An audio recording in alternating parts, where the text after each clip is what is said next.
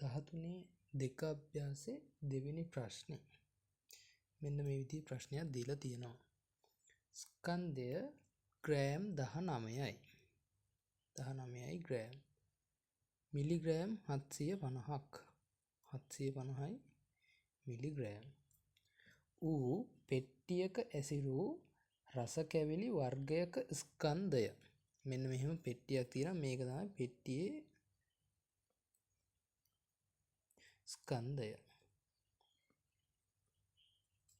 ඊට පස්සේ තියෙනවා රස කැවිලි තියනවලු මේක ඇතුලේ. ඒකේ ස්කන්ධ එනවලු 480යි ග්‍රෑම් 250යි මිලිග්‍රෑම්. අපෙන් අහන්නේ රස කැවිලි සමග පෙට්ටියේ මුළු ස්කන්ධය කීයද කියලා. එතකොට මෙන්න මේ රස කැවිලි වල ස්කන්ධයයි රස කැවිලි ස්කන්ධයයි පෙට්ටියේ ස්කන්ධයයි එකතු කරන්න ඕනේ. ඒ දෙක එකතු කරලා අපිට උත්තරය ලියන්න පුළුවන් 0.0යි 0.0යි 5යි 5යි 10යි බිංදුව එකක් මේ පැත්තට එනවා. 7යි 1යි 8යි 8යි 2යි 10යි බිංදුව එකක් මේ පැත්තට එනවා. 9යි 1යි 10යි බිංදුව එකක් මේ පැත්තට එනවා. 1යි 1යි 2යි 2යි 8යි 10යි බිංදුව එකක් මේ පැත්තට එනවා. 4යි 1යි 5යි ග්‍රෑම් 500යි මේකේ සම්පූර්ණ ස්කන්ධය රස කැවිලි සමග පෙට්ටියේ මුළු ස්කන්ධය. ඊට පස්සේ තුන්වෙනි ප්‍රශ්නේ දීලා තිනවා මේ විදිහට තැපැල් කන්තෝරුවකට ලැබුණු ලිපි 3ක් ස්කන්ධ පිළිවෙලින් කියලා ලිපි 3 ස්කන්ධ දීලා තියෙනවා. පළවෙනි එක ලියා ගන්නවා 10යි ග්‍රෑම් 150යි මිලිග්‍රෑම්. මේක ලිපිය 1 ග්‍රෑම් මිලිග්‍රෑම්.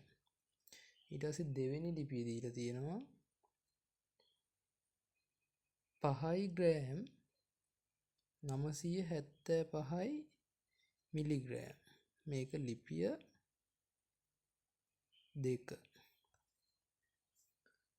තුන්වෙනි ලිපිය දීලා තියෙනවා ග්‍රෑම් 8යි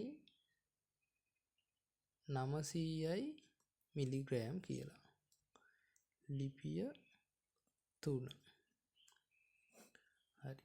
දැන් තමයි ප්‍රශ්නේ අහන්නේ. ප්‍රශ්නේ අහනවා ලිපි 3හිම මුළු ස්කන්ධය ග්‍රෑම් 25 ඉක්මවන බව පෙන්වන්න. ඒ කියන්නේ මේ තුනේම එකතුව අරගෙන ග්‍රෑම් 25ට වැඩි කියලා තමයි පෙන්වන්න කියන්නේ. හරි. දැන් අපි එකතු කරලා බලමු. මිලිග්‍රෑම් එකතු කරනවා මුලින්ම 0.5යි 5යි 5යි 5යි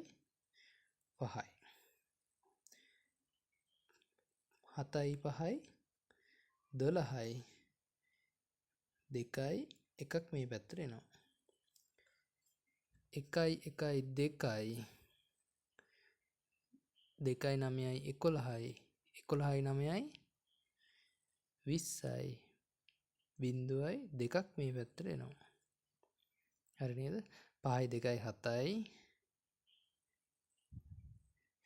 5යි 7යි 5යි 12යි 2 එකක් මේ පැත්තට එනවා. 1යි 1යි 2යි 2යි 9යි 11යි 11යි 9යි 20යි බිංදුව දෙකක් මේ පැත්තට එනවා.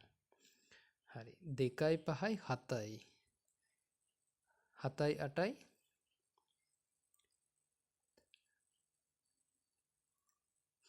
15යි එකක් මේ පැත්තට එනවා. 1යි 1යි 2යි එහෙනම් උත්තරේ එනවා ග්‍රෑම් 25යි මිලිග්‍රෑම් 25ක් කියලා. එතකොට මේක මේ ලිපි 3ේම ස්කන්ධය ලිපි 3හිම ස්කන්ධය